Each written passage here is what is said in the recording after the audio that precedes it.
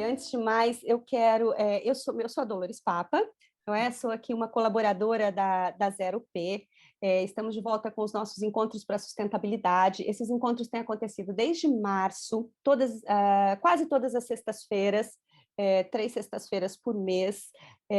Começou no intuito de continuar a passar a palavra sobre um consumo sustentável, sobre um consumo consciente, porque nós realizávamos muitas atividades nas escolas e também na estação, no Polo Zero P, e com a chegada da pandemia, nós tivemos que praticamente parar as nossas ações na rua, né? O Plástico à Vista já vinha há um ano trabalhando, nós já tínhamos chegado a mais de 6.500 participações e tivemos que dar um break. Nessa altura, ficamos todos um pouco, uau, e agora? Como é que a gente continua a comunicar? Como é que a gente continua a promover essa rede? Como é que a gente continua a falar sobre o nosso trabalho, não deixar morrer, né, esse trabalho que a gente vem desenvolvendo? E o Luiz, que é o mentor, um dos mentores da Zero P, que ele não pôde participar agora porque ele eles estão num voo, ele e a Silvia, nesse momento, da Madeira para cá, porque estiveram lá a fazer algumas ações.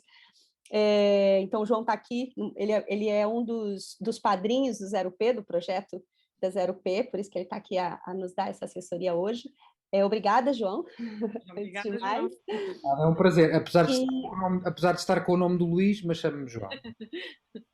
depois aparece no final com uma carinha bonita para a gente fazer a tua foto, João, com Tá. todos nós. Sim.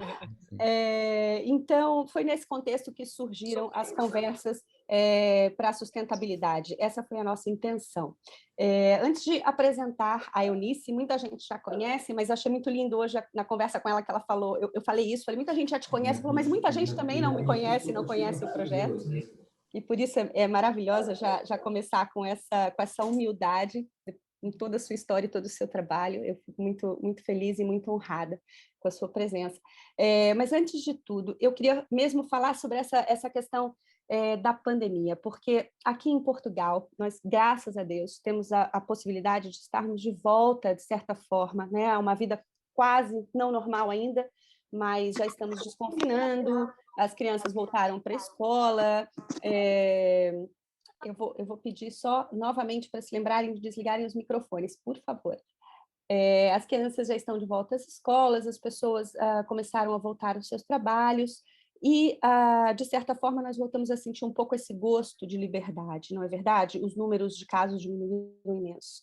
Mas essa não é a realidade em muitos países, em muitos dos países com os quais eu trabalho, e o meu país, eu queria falar em especial da minha cidade, Paraty, e nesse momento nós temos aí muita gente doente, muita gente a morrer, nós temos perdido muitas pessoas queridas na minha cidade e muita gente em confinamento.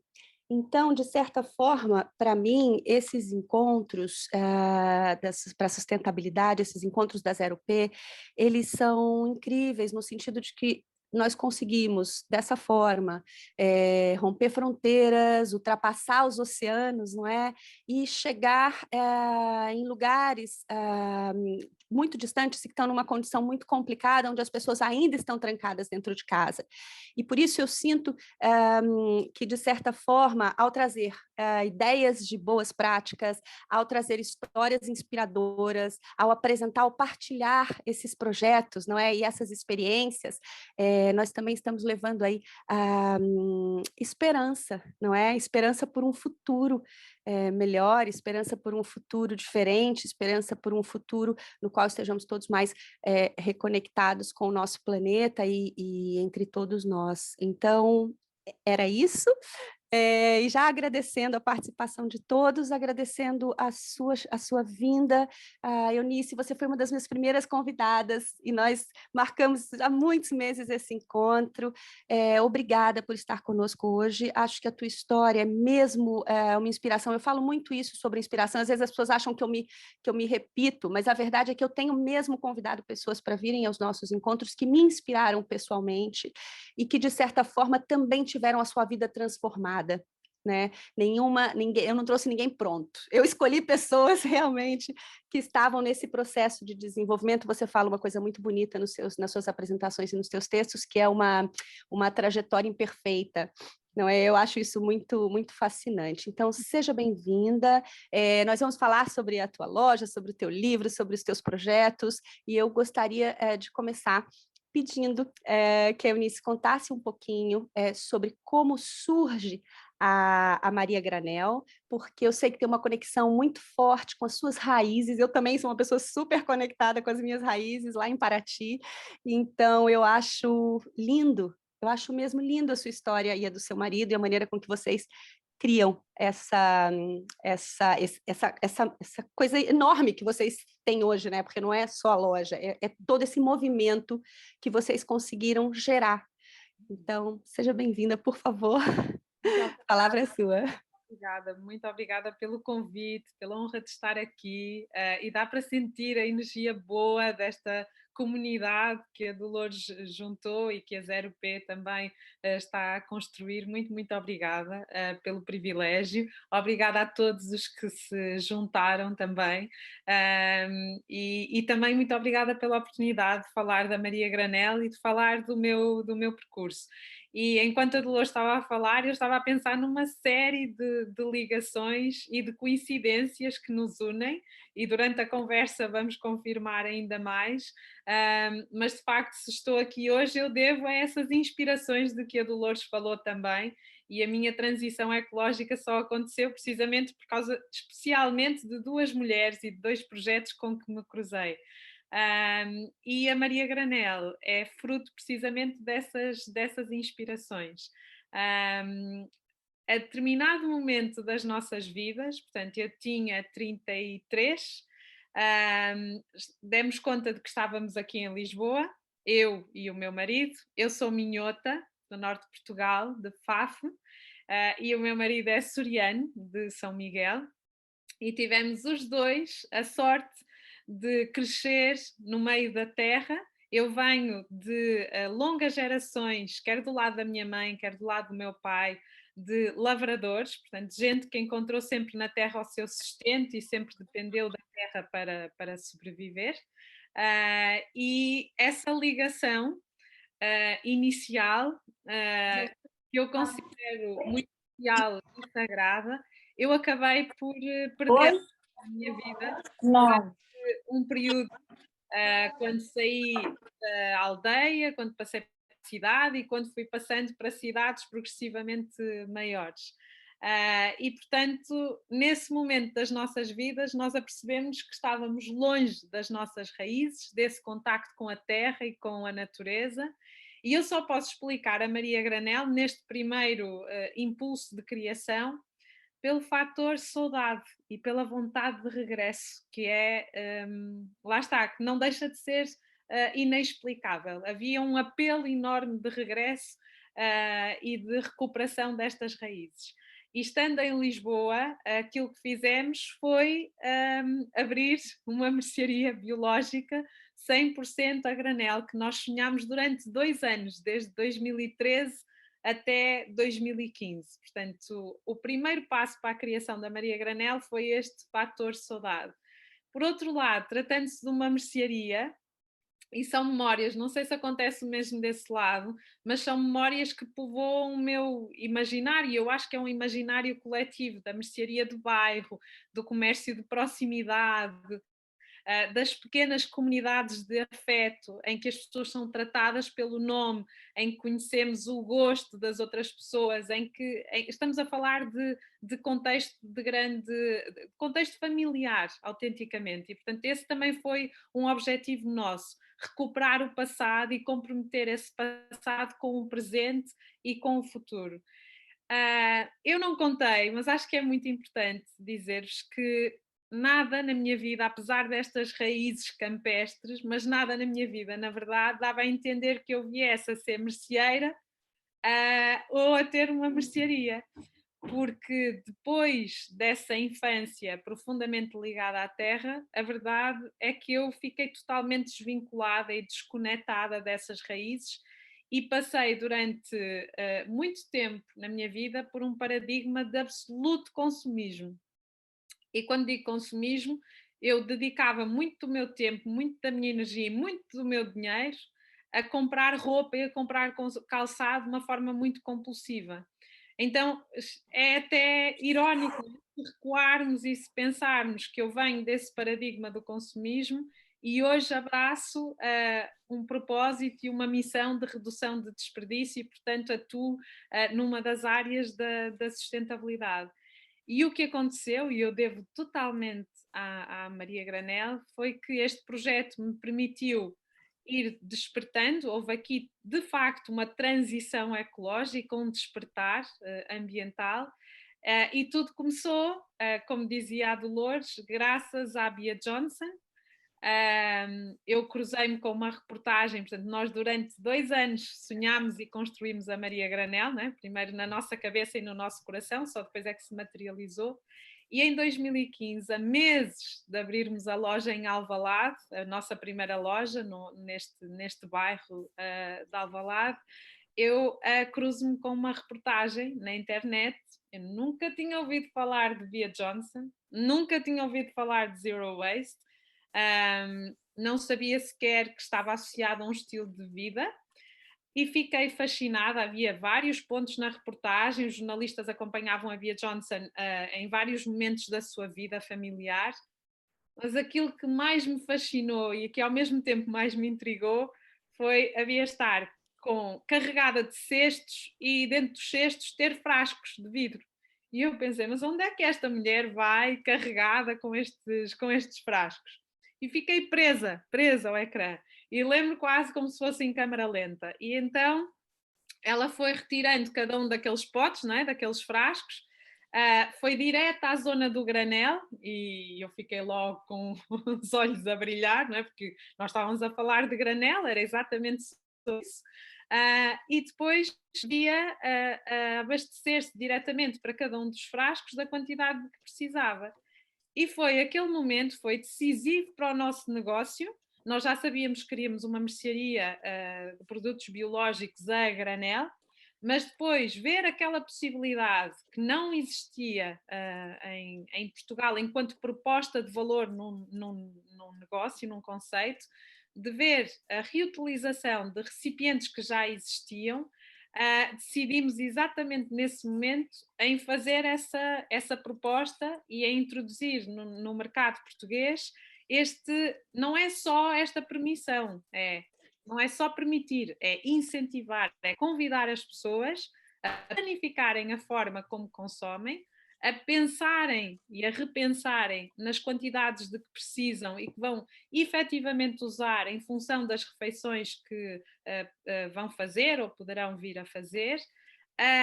Nem sempre é prático, mas sempre que for possível, a reutilizar os contentores que já têm em casa, e se não forem os frascos, enfim, os recipientes ou os sacos que já têm, sacos de pano, sacos de papel, sacos de plástico, tudo aquilo que já temos em casa, porque na verdade não há nada mais sustentável do que aquilo que nós já temos, e a trazer à loja precisamente para reutilizar.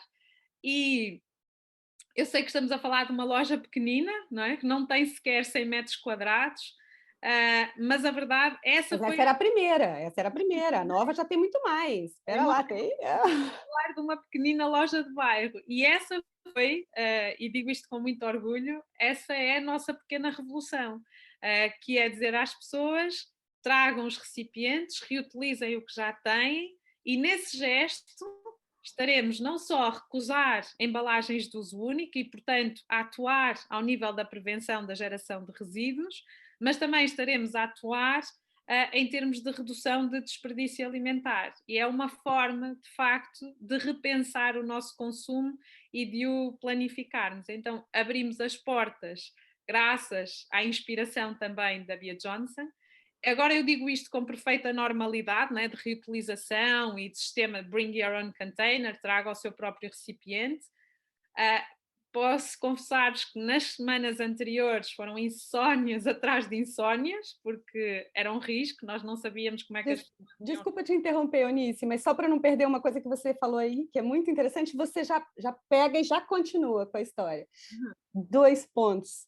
O primeiro tem um momento em que você falou sobre essa revolução. Eu li algumas coisas suas e que eu achei sensacional, em que você fala exatamente que existe um momento que é um momento da reflexão, né? E você se depara com tudo isso, mas que é importante que comece uma revolução dentro de cada um. Esse era um parênteses que eu queria deixar aqui, que foi muito legal você falar isso, porque eu fiquei com isso para mim também. Uma outra questão é que a gente fala muito da Bea Johnson, eu acho ela fantástica, maravilhosa, eu fiquei louca quando li os livros dela, mas a verdade é que tem uma coisa muito engraçada, é que quando eu olho para a Bea, e eu sinto que isso acontece com várias pessoas nessa dificuldade de mudar a chave para a nossa transformação e para a mudança de comportamento no dia a dia. Eu olho para a Bea Johnson e eu penso que é algo muito distante de mim. Ela tem ali um exemplo, é algo tão perfeito, eu olho para aquele vidrinho dela, eu tenho 3 filhos pequenos, imagina, é uma complexidade tratar resíduos na minha casa, é uma crise. Eu estou sempre em busca de novas alternativas e às vezes eu me sinto uma fraude porque eu não consigo de um lado e aí eu fico revoltada, eu desisto, aí eu começo a tentar de outro, aí eu vou buscar uma outra fórmula. Mas quando eu olho para você e eu fui ler o seu livro, é tão louco porque eu olho para a sua história, eu leio o seu livro e eu penso, opa, mas espera aí, esse caminho eu consigo. Esse caminho eu consigo seguir. Isso faz sentido para mim. A maneira com que você coloca, apesar é isso, a Bea Johnson é uma grande inspiração, né? E você fala muito da Ana Pego, eu sou apaixonada pela Ana Pego. Meu primeiro projeto na área da sustentabilidade, do consumo consciente, projeto grande, né? O primeiro foi o Transformar, que tratava de uma questão de consciência sobre a proteção do lar, mas o grande projeto que veio transformar também a minha vida e da minha família foi o Plástico à Vista. E na altura, a Ana Pego foi uma grande inspiração. Eu tenho o livro dela, no nosso último encontro, foi um dos livros que eu apresentei no final do encontro, porque eu uso como se fosse uma cartilha, né? Ele está comigo o tempo todo para fazer as sessões para crianças, para adultos, para eu própria relembrar coisas. Então, isso era para fazer esse parênteses da revolução pessoal, das inspirações, que eu acho que são mesmo fundamentais para a nossa transformação, da sua perspectiva, que para mim aproxima da nossa vida real, e aí eu acho que deixamos de ser, foi o que eu coloquei na apresentação do encontro de hoje, deixamos de ser ativistas de sofá, não é? Então, qual é o momento que a gente passa para a ação, não é? Qual é o momento que acontece essa revolução dentro de nós? E você fala uma outra coisa que eu gosto muito, que você diz, nós não precisamos ser todos ativistas e ecologistas. Eu acho que é isso, se não me engano a memória, mas nós precisamos ter ações, né, que são ativistas e são ecologistas, enfim, e de mudança de comportamento, de um consumo consciente. Se eu estiver falando uma bobagem, me corrija, mas de tudo que eu li muita coisa nos últimos tempos, inclusive, e eu acho fascinante isso, nessa tua trajetória, esse clique, que é um clique que não está lá distante, ele está no cotidiano, não é?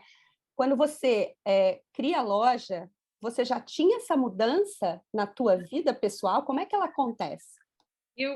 Lá está, e isso ajuda-me muito a perceber que todos nós temos um caminho e temos um ritmo e que devemos abraçar essa diferença e respeitar também esses ritmos.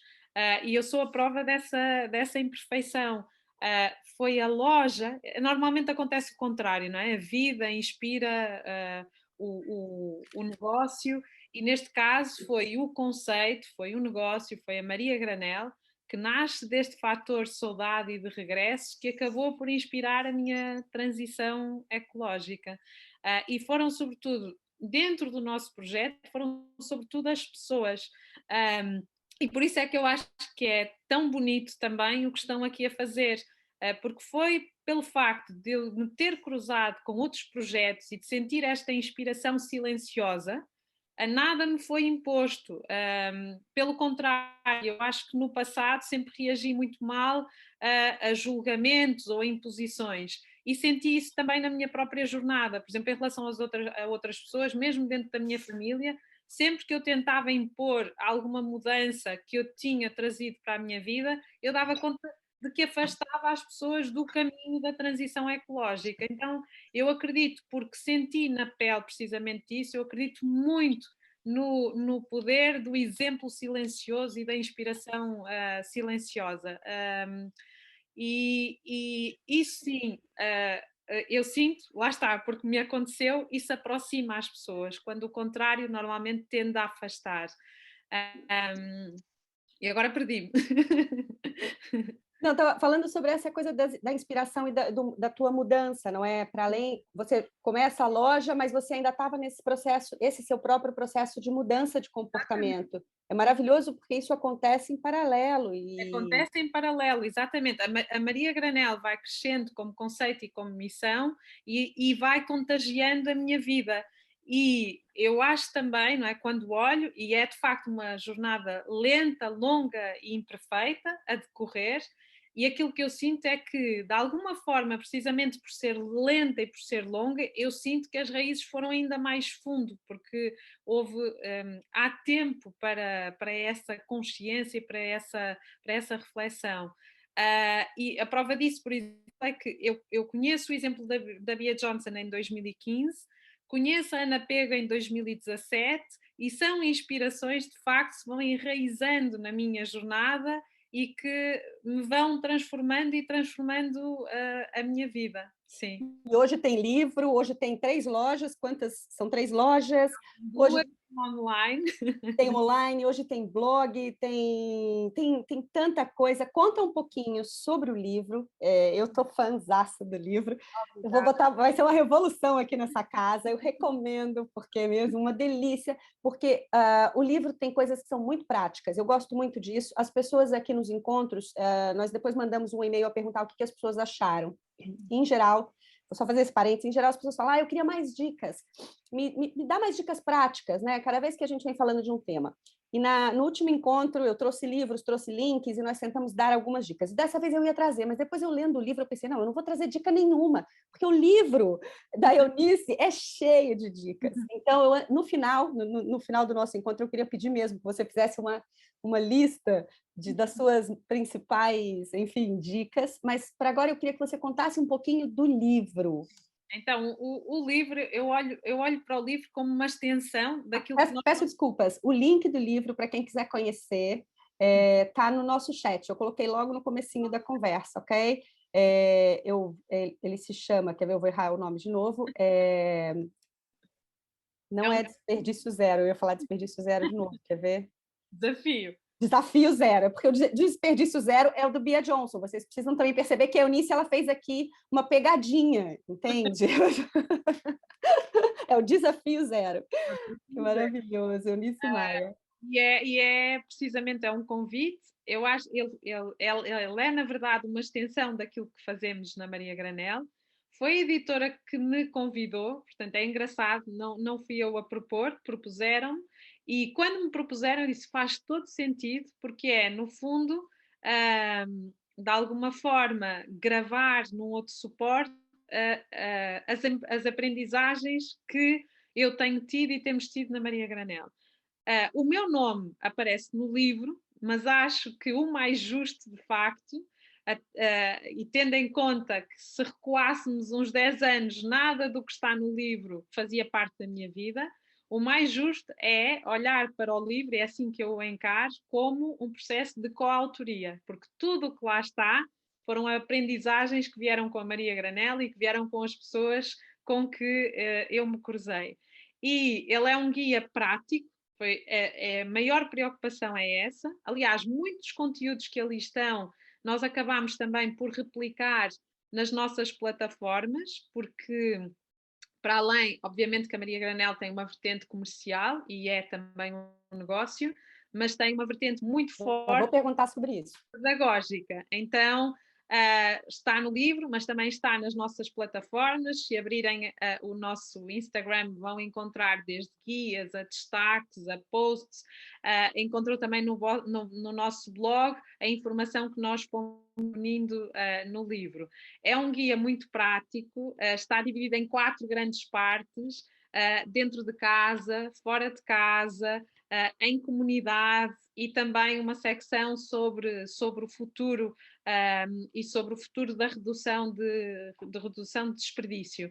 E depois tem ainda também receitas, dicas, outras inspirações, porque para cada capítulo eu trago as pessoas da comunidade com quem mais aprendi e que me inspiram.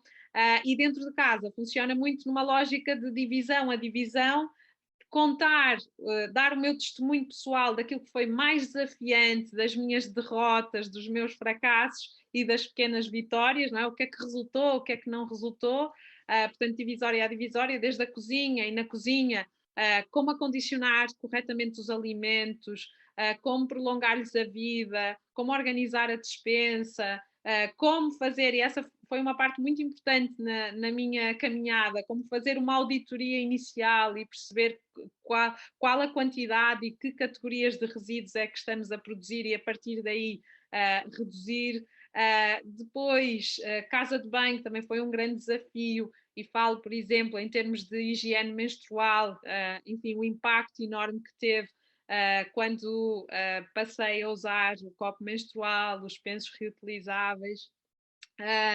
Depois, o armário, e essa parte também é extremamente simbólica para mim, porque estamos a falar de alguém que gastava muito e tempo, dinheiro e energia em roupa, e portanto foi um momento muito poderoso da minha transformação, quando eu tomei consciência do que as minhas roupas, a memória das roupas, não é? O que é que elas traziam, o que é que eu valorizava, como as usava ou não usava. E depois também uma parte de que eu gosto muito, também falamos de compostagem, enfim, passamos aqui por várias áreas da nossa vida. Uma parte que eu gosto muito é fora de casa, sobre o poder da comunidade, do nosso prédio, dos nossos vizinhos, do nosso bairro, da nossa aldeia, da nossa cidade, da nossa vila. E eu sou professora, a minha formação é no ensino, é no português e na literatura. E, portanto, o meu ecossistema é também a escola. E é sobre a urgência de uma revolução também nas escolas e no ensino, e como podemos trazer para as escolas precisamente esta temática. Eu já vou te pedir para falar do projeto da escola, mas antes disso, eu queria, eu quero ouvir mais e mais do livro e mais coisas, mas você falou aí da questão do negócio, não é? E eu sou muito sua fã na questão do ecoempreendimento também, não é? A gente fala muito sobre isso, um ecoempreendimento, meu sonho é ter um ecoempreendimento, e as pessoas falam, mas isso aí, esse negócio de ecoempreendimento não dá dinheiro, esse negócio de ecoempreendimento, isso não existe. O Luiz, que criou a Zero P, é uma pessoa, a gente conversa muito sobre isso, porque ele também vem de um meio de negócio, né, de empresa, e depois veio tentar criar algo que tenha uma forma diferente de olhar para o mundo, dos negócios. E a minha pergunta foi justamente essa, eu estava aqui a pensar sobre isso e era o ecoempreendedorismo, né? Como é que é isso? Dá para ter um negócio de sucesso e, ao mesmo tempo, pensar em sustentabilidade? Porque uma das coisas que eu vejo no teu trabalho, que eu adoro e admiro, é que você faz um processo de reconhecimento dos fornecedores e depois de um apoio, é quase como uma simbiose, né? A força que você dá para eles, a força que eles dão para a loja, é tão bonito ver isso, essa conexão. Queria que você falasse um pouquinho sobre isso, sobre ser uma ecoempreendedora, se é que eu posso dizer. Eu acho que é uma das dimensões mais bonitas, como a Dolores estava a dizer, também mais desafiantes, e eu acho que aquilo que é mais importante nessa dimensão, além de nós, e é esse o nosso compromisso, a Maria Granel é um negócio, mas é um negócio que é orientado por valores. Então, e posso contar desta experiência de 6 anos, todas as nossas decisões têm sempre, sempre, sempre por base a missão que nos move. Então, todas as decisões têm de estar ao serviço desses valores.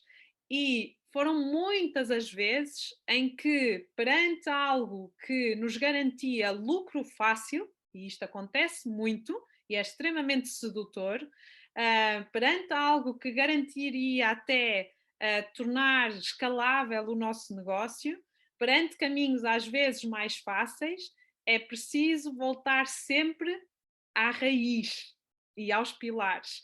E isso é que tem de nortear, porque este tipo de decisão é uma decisão de longo prazo, sempre. Então, sempre que havia uma decisão mais difícil para tomar, é recordar esses valores e aquilo que nos move. Isto pode parecer um clichê. Isso é maravilhoso. é agir em verdade, portanto, perceber porque é que existimos e qual é a proposta de valor que nós temos para o mundo, qual é o nosso contributo para o mundo. E é isso que é sempre a esse pressuposto que tem de obedecer a nossa decisão. Por outro lado, e aqui em termos de atuação, nós procuramos não só homenagear quem produz, quem cultiva, conhecer. E isto não é nada fácil, nós nem sempre temos acesso, e é também esse o nosso trabalho, né? Ter acesso à informação, conhecer, estar em proximidade com precisamente toda a cadeia, e temos investido muito precisamente também para dar a conhecer ao consumidor, para verdadeiramente lhe dar informação e para ele poder tomar decisões informadas. Então, por exemplo, se visitarem a nossa loja online e o nosso site, eu acho que nós precisamos de comunicar isso ainda melhor, mas lá está, são pequenos passos de cada vez. Vão encontrar um relatório de desempenho ambiental dos nossos produtos, através da consultoria da Ponto Verde de Serviços, e depois vão encontrar, se escolherem vários produtos, nós, em termos de descrição e de transparência, procuramos dar às pessoas informação precisamente sobre todo o ciclo de vida do produto, para que possam fazer esta escolha.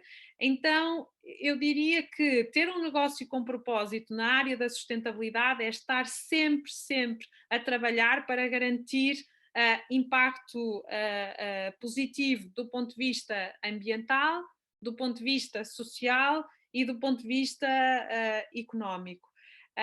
E você é um modelo de sucesso, e por isso é a prova de que sim, é possível. Eu gosto de pensar que sim, fazemos por isso, mas é muito desafiante, de facto, e é preciso estar sempre a voltar. Esse fio condutor tem de existir sempre, não é? Qual é a nossa raiz, qual é a nossa missão, e depois aquilo de que eu mais gosto, e é de facto a minha maior paixão na Maria Granel, é esse estar em comunidade e para a comunidade. É a melhor parte do que a Maria Granel me trouxe. Sim. Isso é lindo demais, Eunice. Obrigada, fiquei arrepiada agora. É verdade, gente. Isso é muito lindo mesmo, porque eu acredito muito, um mega parênteses, mas eu acredito muito que nós somos, sim, capazes de influenciar tudo que está ao nosso redor. Não é? Influenciar com as nossas ações, influenciar com o nosso trabalho, influenciar com as nossas palavras, influenciar com os nossos exemplos, e por isso, quando você fala sobre esse papel de estar para a comunidade, eu acredito muito profundamente que todos nós podemos, de alguma forma, estar um pouco. É quase como uma gratidão de ser parte do planeta Terra, de ser parte dessa Terra, né? Poder fazer algo que é para o todo, não é? Porque se você fizer bem ao teu redor e todos estiverem bem ao teu redor, isso também vai circular no nosso ambiente, vai fazer um bairro, uma casa melhor, um bairro melhor, uma cidade melhor, enfim. Eu peço aqui desculpas que eu estou um bocadinho constipada. Não é Covid, eu já fiz o teste, mas eu estou aqui com uma constipação. Eu queria, peço imensas desculpas. Eu queria agora aproveitar, falando ainda de negócios, eu estou com o reflexo do sol que está baixando aqui na minha janela. Eu queria perguntar uma questão que as pessoas sempre me questionam muito, falam, Dolores, está mudando os hábitos, está mudando a forma de consumir, mas isso acaba por influenciar no nosso bolso, não é? É muito bonito falar e tal, mas é muito mais caro. O meu marido esses dias me fez um desafio, me falou, olha, faz então um ficheiro Excel com todos os produtos que a gente costuma comprar no supermercado e os produtos que você tem encomendado nas lojas, tem coisas que eu, inclusive, tenho encomendado da Maria Granel, que você coloca na lista os nossos fornecedores de cabazes, o que cada um tem, o que não tem, nós costumamos comprar muito no mercadinho local, por exemplo, tem uma padaria que é a padaria mais antiga de Almada, só tem lá, é pequenininha, uma senhorinha que está lá, e o pão é maravilhoso, e me lembra o pão da minha cidade, o pão do Rael, lá da padaria de Paraty, e a gente vai lá comprar o pão. não é? E aí é a única, essa padaria está lá. Nós ainda compramos no mercadinho local e tudo. Ele fala, mas coloca tudo isso num ficheiro Excel, vamos lá tentar ver se contabilmente mesmo isso altera ou não a economia doméstica, né? Nós mudamos para o shampoo, por exemplo, em barra. Né? O shampoo em barra é perfeito para o meu marido que não tem cabelo ou para os meus filhos que têm cabelo curto. Agora, imagina, isso aqui é uma loucura. Mas eu também. E aí a gente estava fazendo essa conta, é mais caro, é mais barato, e as pessoas questionam muito isso. Então, a minha pergunta era um pouco nesse sentido, especialmente na área da alimentação, não é? É possível a gente ter uma alimentação saudável, não é? Com essa economia doméstica? Como é esse balanço da experiência que você tem? O que você podia, enfim, falar para a gente? Essa pergunta é tão importante e há pouco, quando a Dolores perguntava na questão anterior, no tema anterior, eu estava precisamente a pensar sobre isso também, porque é crucial comunicar esta parte e muitas vezes também, e é por isso que com toda a transparência nós investimos em informação, que é mostrar às pessoas que para além de um preço há valor. Então, porque é importante nós pensarmos não só nos alimentos, mas em tudo aquilo que adquirimos a longo prazo e pensar também em todo o ciclo de vida do próprio produto. E posso dar um exemplo de um investimento que é bastante considerável, por exemplo, o copo menstrual ou outro dispositivo, outro coletor menstrual. Estamos a falar em Portugal de algo que anda à volta dos 20, 24 euros. Isto é um investimento muito considerável. Aliás, é outra reflexão muito urgente que precisamos fazer. Nós não podemos falar de sustentabilidade menstrual quando há muita gente que nem sequer tem acesso sequer a soluções para a menstruação, mesmo do ponto de vista descartável. Mas isso é de facto um outro tema. E pensando no valor do copo menstrual, estamos a falar de 24 euros. E é um investimento muito considerável para fazer assim de imediato. Quando pensamos que este copo menstrual tem uma duração, quando falamos de uma boa manutenção, de cerca de 10 anos, nós percebemos depois o valor associado a este produto. Da mesma forma, quando estou a falar de alimentos biológicos, quando estou a falar de alimentos que foram cultivados na sua época, a respeitar o ritmo das estações, da terra. Obviamente que isto que demora muito mais tempo a ser produzido, que é produzido com respeito também pela terra, que não tem intervenção de pesticidas sintéticos, enfim, tudo isto representa valor em relação ao produto e tem consequências não só na saúde do planeta, mas também na nossa saúde.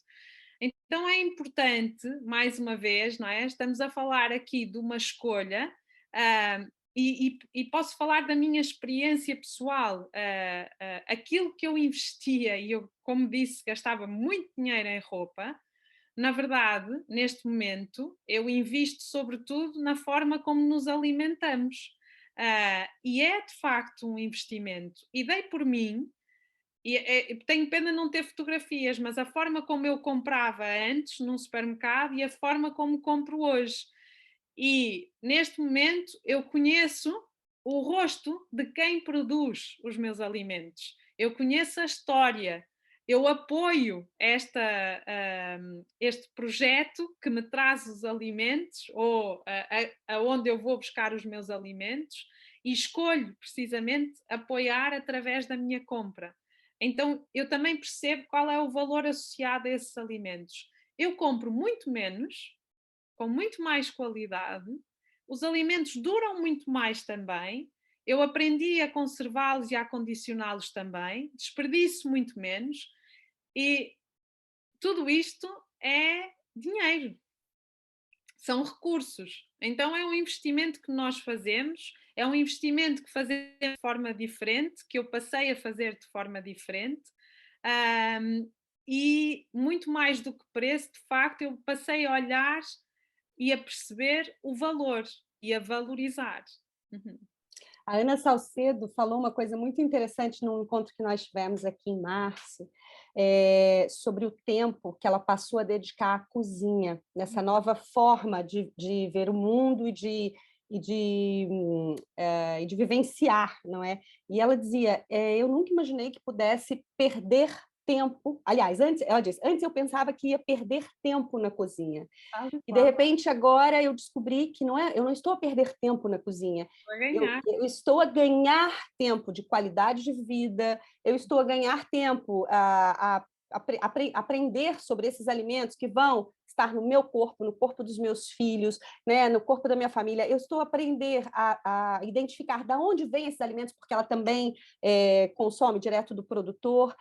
Ou seja, tem toda. Eu acho que essa mudança de consciência é que é fundamental porque nós nos tornamos grandes urbanoides, né? Mas eu acho muito engraçado, não muito engraçado, mas eu acho muito curioso. Eu queria só fazer um parênteses, né? Esses encontros têm sido muito, muito lindos porque todo mundo traz um pouquinho da sua história, né? Eu tenho aqui, tem aqui participando hoje uma tia minha que eu sou fã, apaixonada, assim, uma vida inteira, que é a minha tia Marisabel, que é uma mulher, assim, linda. A única imagem que eu tenho dela, imagina uma mulher de pé descalço, de cabelos de Índia, a cortar cana, sabe? E os meus filhos hoje aqui em Portugal, eles comem, eu morro de rir, porque eles comem pão com mel, pão integral com mel, e falam, mamãe, olha, é o pão que você comia em Paraty. E que é a memória da minha tia Marisabel, porque a dada altura nós morávamos em sítios, à beira da cachoeira, e você não ia à cidade comprar as coisas. Então, eu me lembro do cheiro, tem o cheirinho do pão do forno a sair, o pão integral a sair da casa da tia Marisabel, e a gente a passar manteiga e mel no pão quentinho, e ela a tirar coisas da horta, e a gente ia no seu Anísio, acho que era o seu Anísio, Belita, você lembra do senhor que vendia o leite? Era o seu Anísio, não era seu Ai, não Anísio? lembro o nome, Dodô. E Não lembro o nome. nós íamos comprar o leite Na Ponte na Branca ou na Ponte Branca, cidade? na Ponte Branca, com o garrafãozinho de metal. Não sei se era Anísio ou Anisto. Anisto, acho que era seu Anisto. Nós íamos Não. comprar o leite ainda no garrafãozinho de metal, comprávamos o queijo e do outro lado da nossa casa, que era o outro lado da cachoeira, nós tínhamos a plantação dos japoneses. Eu nunca soube o nome dos japoneses, mas tinha ali uma comunidade japonesa que tinha uma plantação gigante e era onde nós comprávamos as nossas verduras, os nossos legumes e tudo isso. Ou seja, eu também venho dessa, como a Eunice falou antes, da memória, da raiz, da terra, eu também tenho essa memória de poder usufruir e cuidar, lógico, tem que ser essa troca, do que a terra-mãe nos dá. Não é? E é algo que, por exemplo, para os meus filhos é muito complicado perceber, porque a gente compra as coisas no mercado, né? O meu marido vive brincando comigo, eu sou péssima para cultivar a terra, eu não vim com esse dom, é algo que eu tenho que exercitar. Então, ele vive brincando comigo porque eu estou sempre a lutar pelo pequeno espaço verde que a gente tem dentro de casa, que não tem plantação ainda, porque nunca dá certo. Eu todo ano tento plantar e não funciona, mas eu continuo. Eu tive essa discussão ontem, lá em cima, enquanto a gente mexia na terra, ele dizia, vamos cobrir isso, a gente põe pedrinha, a terra respira. Eu, não, tem que ser verde, tem que ser mato, tem que ser planta, tem que ser árvore, não pode tapar. Porque eu acho que vem um pouco dessa questão de perceber que a terra ela é parte de nós e nós temos que ser parte dela, né? Mesmo que a gente tenha que agora, sendo urbanoides, encontrar esse caminho, né? Se esse caminho é a Maria Granel, vamos lá pela Maria Granel, porque a Maria Granel está encontrando um outro caminho aí com os produtores e tudo, e por aí vai. Mas isso era só para fazer esse parênteses de que essas experiências, não é, que vêm das nossas raízes, elas, de certa forma, elas, por mais difíceis que sejam, voltar a reconectar com a Terra, é bom que elas estejam lá e que elas nos deem esse impulso, que elas nos deem esse empurrão, assim. Eu queria... Desculpa, diga. Nós temos mesmo, por acaso foi, se tiverem a oportunidade de ver no nosso blog, nós fizemos mesmo, nós temos uma nutricionista que trabalha connosco e fizemos mesmo até um post a comparar com valores, uma refeição seguindo aqui os princípios da dieta mediterrânica e o granel, o local, o sazonal, e uma refeição seguindo os padrões da dieta alimentar ocidental.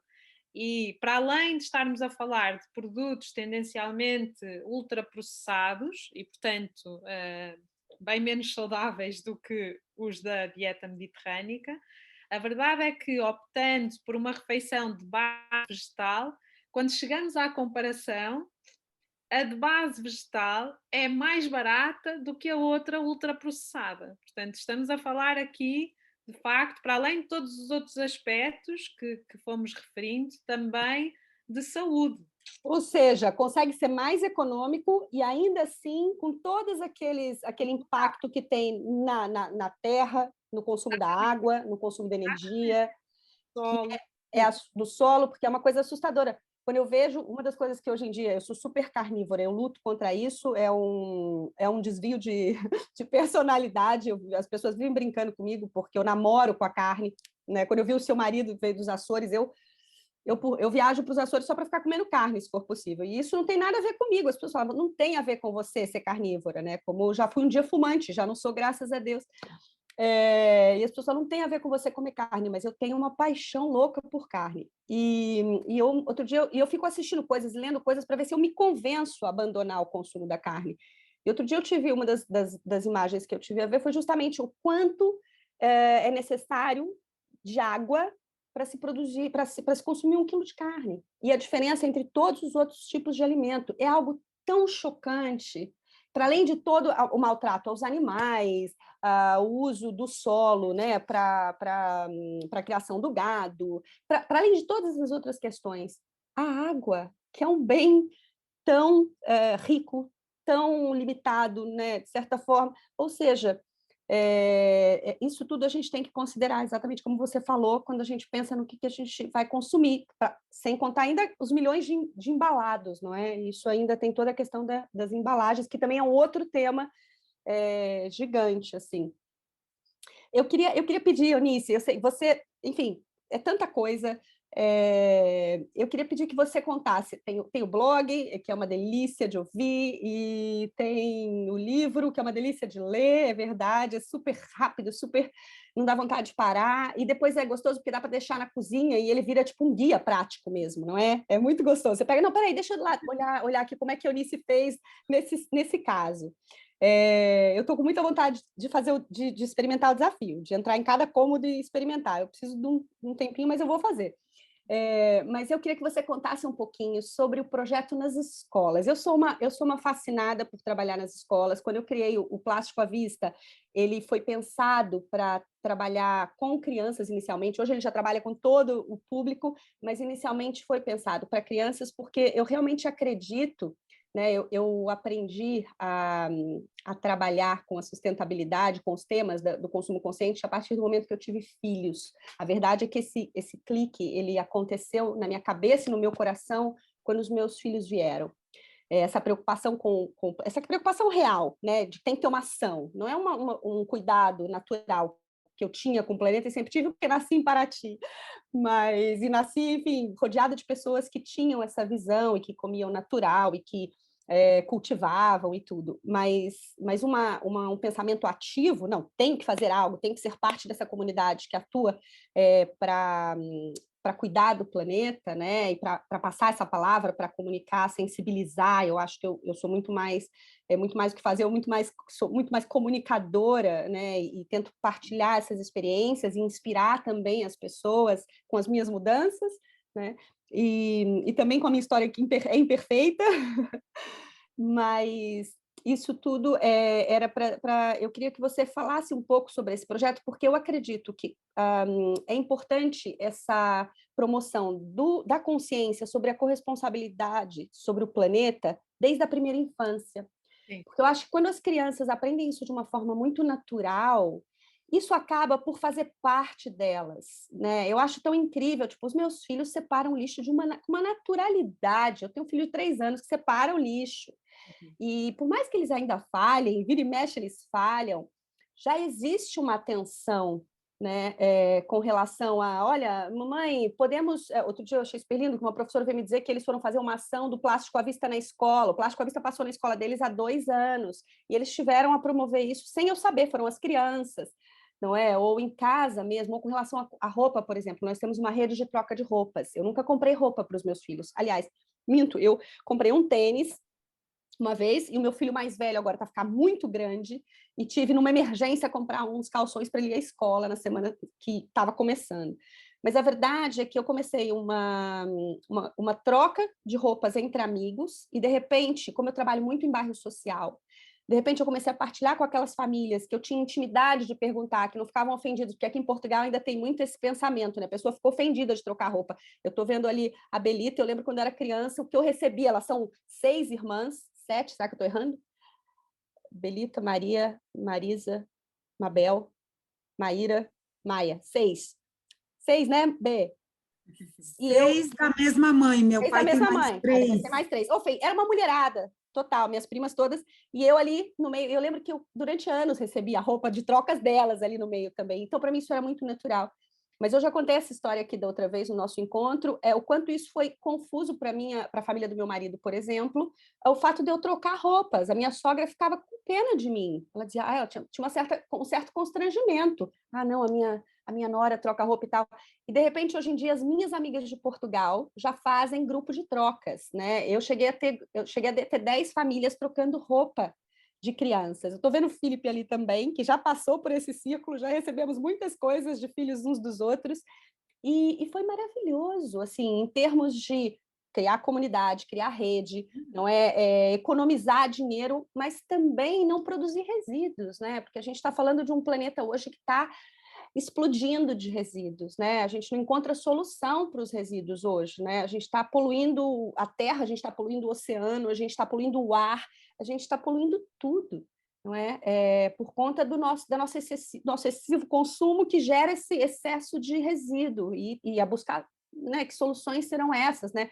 E aí acabamos com o absurdo da exportação de lixo, que esse é um outro tema que um dia ainda vou trazer aqui, que eu estou louca para falar sobre isso.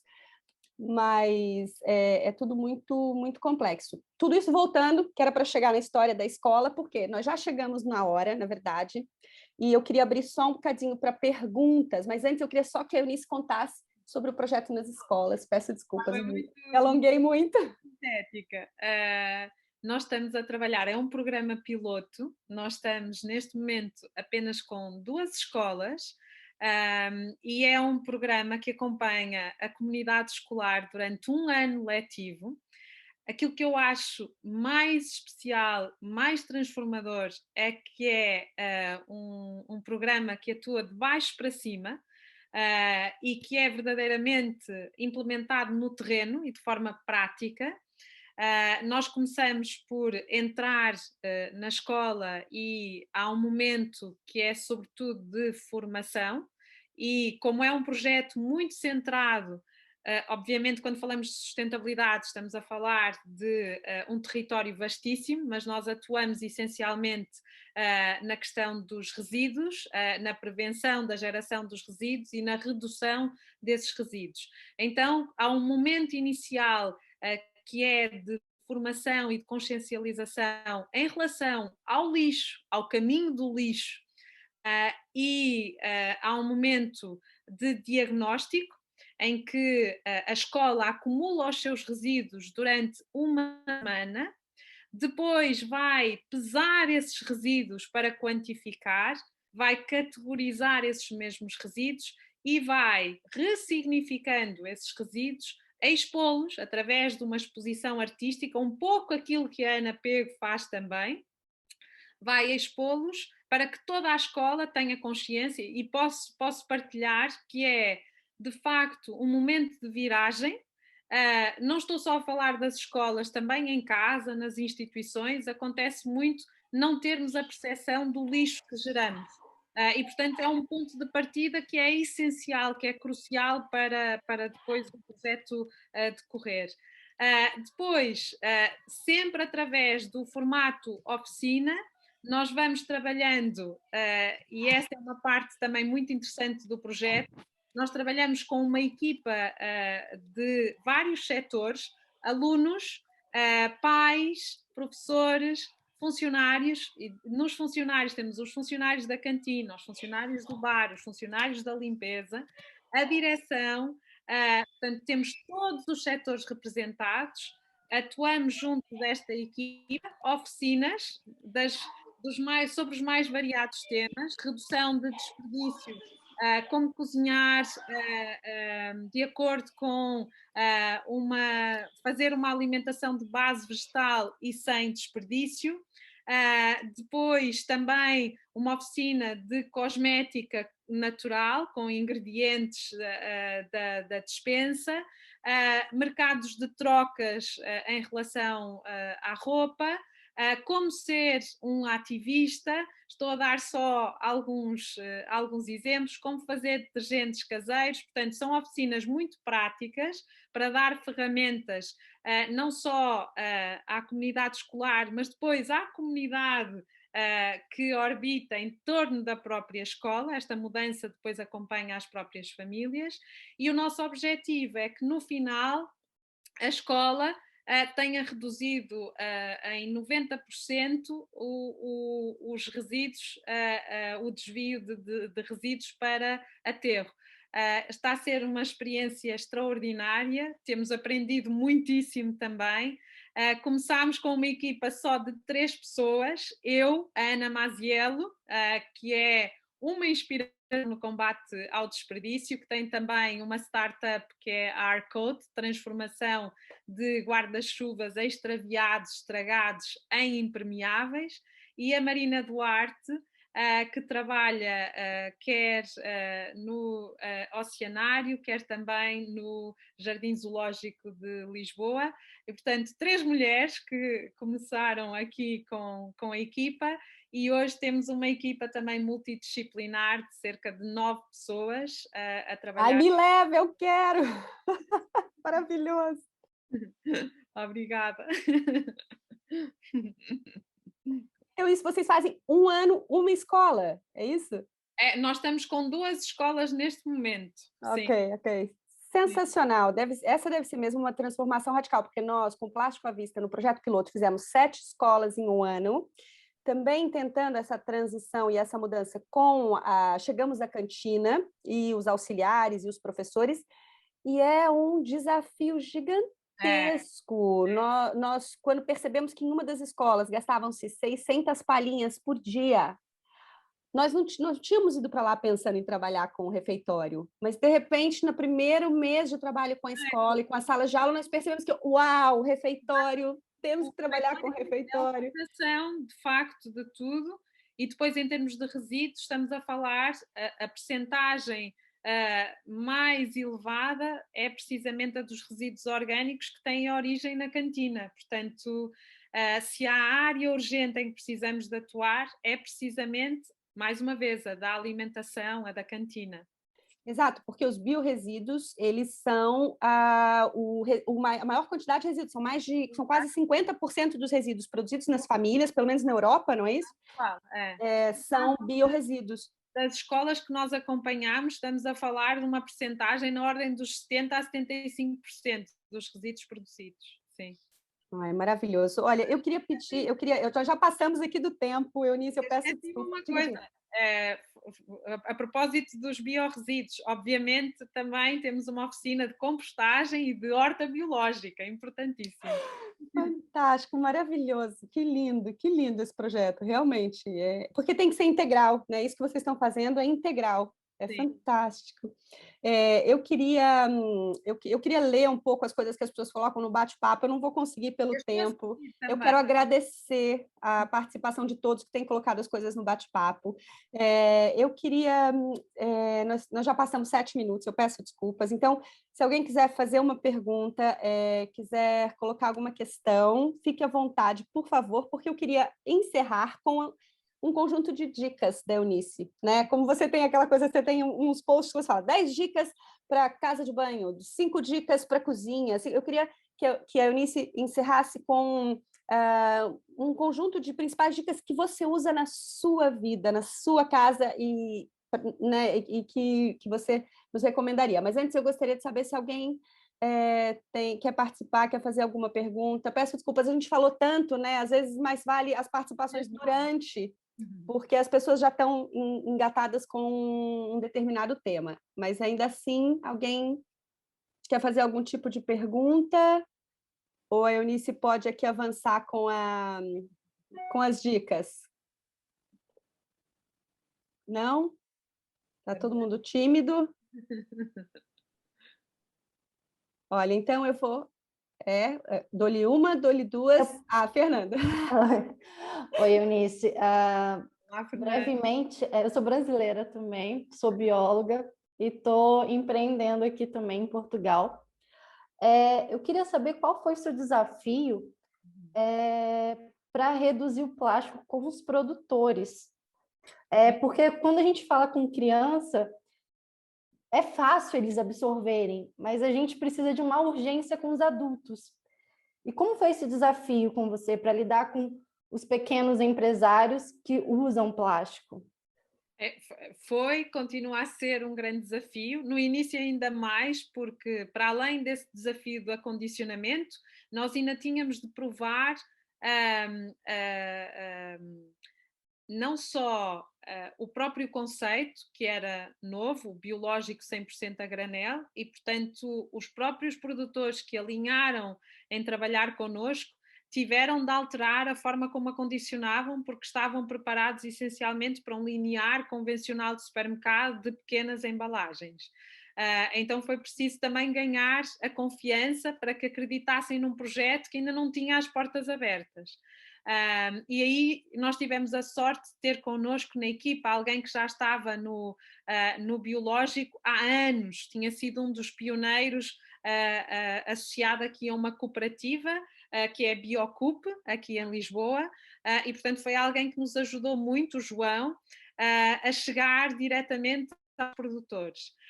Eu posso contar-vos, há muitos fracassos, obviamente, as grandes vitórias foram essencialmente, no caso das embalagens de plástico, em algumas situações elas são, sobretudo então no granel, elas são essenciais para preservar estes alimentos durante bastante tempo com esse acondicionamento. Ou seja, quando não havia uma alternativa que fosse viável e segura, porque estamos a falar de vários princípios de higiene e de segurança que nós temos de cumprir, o que fazíamos é pedir junto dos produtores que, não havendo qualquer outra hipótese, que nos fizessem chegar em embalagens de grande dimensão para o rácio entre plástico e produto ser menor. E depois nós reutilizávamos em fim de vida estes sacos, e é isso que fazemos muito, seja para transportar produto de uma loja para a outra, seja dentro da loja inclusivamente para dar uma segunda vida, ou então dar um descarte responsável. Mas a grande vitória foi, ao fim de algum tempo, já com uma relação de afeto, de confiança com os produtores, nós conseguirmos, isto a falar sobretudo dos nossos produtores nacionais, conseguirmos criar aqui mais um programa piloto de reutilização e, por exemplo, as nossas amêndoas transmontanas, a nossa granola, para dar alguns exemplos, chegam até nós em baldes de plástico, sim, mas são baldes que são reutilizados, que são usados na nossa loja. O produto está lá acondicionado enquanto não está nos dispensadores e depois nós acumulamos estes baldes, temos cerca de 30 baldes e eles regressam ao produtor para voltarem a ser usados e estamos sempre aqui neste círculo constante, círculo virtuoso neste caso. Então passa muito por criar uma relação de proximidade e de confiança, e assim que as pessoas percebem o nosso propósito, conhecem a nossa história e também o nosso objetivo, os nossos valores, grande parte da mudança acontece também de forma muito espontânea e muito natural. Sim. Ai, maravilhoso. Isso é mesmo uma economia circular em cadeia, não é? Você muda aí dentro, mas também muda tudo que está ao seu redor. Isso é maravilhoso. Fernanda, se você quiser partilhar o seu projeto, a sua experiência, deixar um link para a gente aqui no chat, para a gente depois também poder conhecer. Vai ser um prazer. Obrigada. Olha, eu quero agradecer imenso a participação de todos.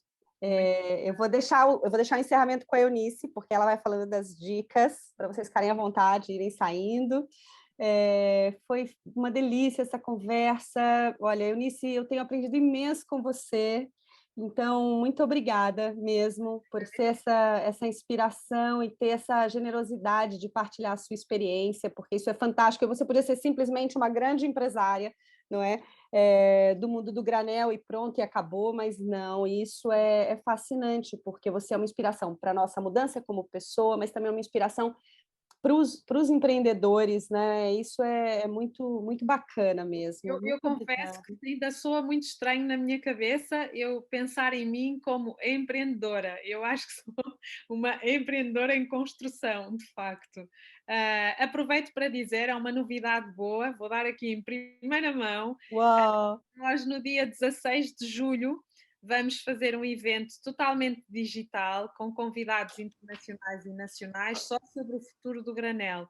E vamos partilhar quais são as grandes dificuldades. Temos recebido cada vez mais pedidos de pessoas que querem abrir a sua loja, que se revêem nesta missão. Então vamos estar a quer a missão de outras lojas que partilham precisamente este propósito. Vamos ter também associações internacionais que vêm falar do seu exemplo, da sua luta, dos seus desafios e das suas vitórias. Vamos falar da importância do marketing para este negócio e também para esta missão. Então vamos ter aqui, eu acho que vai ser muito interessante, mesmo que para quem não queira abrir uma loja, mas queira saber sobre como empreender nesta área, eu acho que pode ser um evento muito interessante. Fantástico! Isso vai estar nas redes sociais da Maria Granel, perto de 16 de junho. Vamos divulgar, 16 de julho. Julho. Ok, maravilhoso. Sim. Maravilhoso. E agora as dicas, por favor, vamos lá. Boa, Fernanda, já a registrei aqui, Horta Box. Adoro o nome. uma horta numa caixa.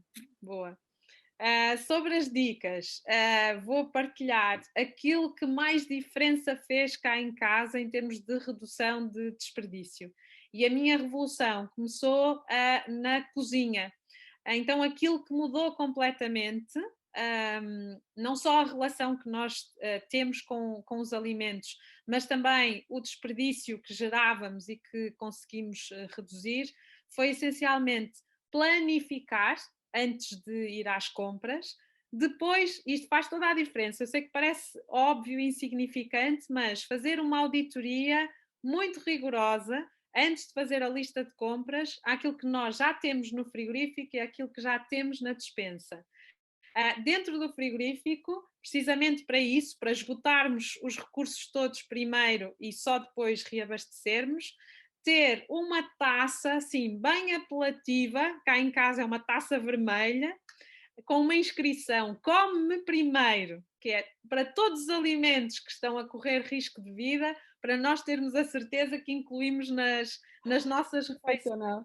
E com toda a criatividade e a sério, eu sou uma nódoa na cozinha, o meu marido tem imenso jeito e eu encosto-me a esse talento que ele tem, mas posso garantir que das poucas coisas que me saíram bem, estou a exagerar, mas das receitas que saíram melhor, honestamente, elas foram resultado da conjugação destes ingredientes perdidos no frigorífico e, portanto, é também um apelo aqui à criatividade, a arriscar, a conjugar, a experimentar, também para não desperdiçar. Depois, aquilo que fez toda a diferença foi acondicionar corretamente os alimentos depois de os trazer e de os comprar. Então, olhar para o frigorífico como um poderoso aliado no combate ao desperdício, ter a certeza, por exemplo, que em termos de temperatura ele está regulado para 5 graus ou abaixo de 5 graus, na parte do congelador, menos 18, e isto faz toda a diferença, quer em termos de poupança energética e de eficiência energética, mas também em termos de desperdício alimentar. No frigorífico, parte superior, tudo aquilo que é mais sensível, as ervas aromáticas, frutos vermelhos, a comida que já está cozinhada, nível intermédio, a parte dos laticínios, nível inferior, que é a zona mais fresca do frigorífico, então aí colocar as verduras. E uma dica infalível, posso dizer isto à vontade, fiz muita asneira até chegar a esta dica, que é tudo que for folha, tudo que for verde, envolver num pano úmido. Basta um pano de cozinha muito simples, passamos por água, torcemos muito bem, o pano fica úmido, envolvemos as nossas verduras e elas vão durar imenso tempo, nutritivas, crocantes, cheias de vida e sem termos de as descartar. Não sei se acontece o mesmo desse lado, mas cá em casa as alfaces, a rúcula, os espinafres definhavam rapidamente, então é um conselho. E depois, estou a partilhar mesmo aquilo que fez mais diferença cá em casa. Em termos de refeições, tentar aproveitar ao máximo, obviamente sempre de acordo com o nosso contexto e também aquilo que nos faz bem, mas tentar aproveitar ao máximo integralmente os alimentos, sobretudo quando estamos a falar de cascas de alimentos biológicos. Experimentar fazer chips com as cascas de batata, com as cascas de abóbora, aproveitar a rama de alho francês, que fica a vapor, cozido a vapor é ótimo, salteado é ótimo, assado no forno é ótimo. Então não descartar as partes que nós normalmente não consideramos nobres e que são riquíssimas do ponto de vista nutricional. E depois, talvez devesse ter falado deste primeiro, mas tal como fazemos nas escolas, de que estava a falar, fazer uma auditoria aos nossos resíduos, porque nós temos a sensação de que deitamos fora, não há fora. A própria palavra descartar diz muito da nossa relação com as coisas e com o lixo. E, portanto, ter contacto visual com os resíduos que produzimos é, primeiro, um bom caminho para termos consciência de que somos produtores de lixo e um segundo caminho para evitar que esses recursos se transformem em resíduos. Portanto, diria que pensar no fim é, na verdade, refletir muito sobre a vida e preservar a vida desses recursos e valorizar precisamente esses recursos. Então, fazer uma auditoria, visualizar, tentar perceber dos resíduos que vamos acumulando, onde é que podemos recusar, reduzir, o que é que podemos reutilizar e centrar-me muito nestes 3 primeiros R. Sim. Maravilhoso, Eunice. Muito obrigada, querida, mesmo. Muitíssimo pela oportunidade, por este finalzinho de tarde. Obrigada, muito obrigada. Olha, muito obrigada em nome da Zero P a todos que ficaram aqui conosco até agora. Nós vamos deixar gravados depois, quem quiser acessar esse encontro e os encontros anteriores na página da Zero P, zeroP.pt, e podem acessar os replays e voltem, temos novos encontros. Aqui seguiremos nos próximos meses e são todos muito bem-vindos. Muito obrigada e um bom fim de semana a todos. Obrigada mais uma vez. Beijo, Eunice. Obrigada. Olha, a gente falou inspiração, eu estou vendo lá a Flávia agora que eu vi ela lá no canto, também uma das minhas grandes inspiradoras aqui para o mundo da sustentabilidade. Beijos. Obrigada. Obrigada mais uma vez. Um grande abraço.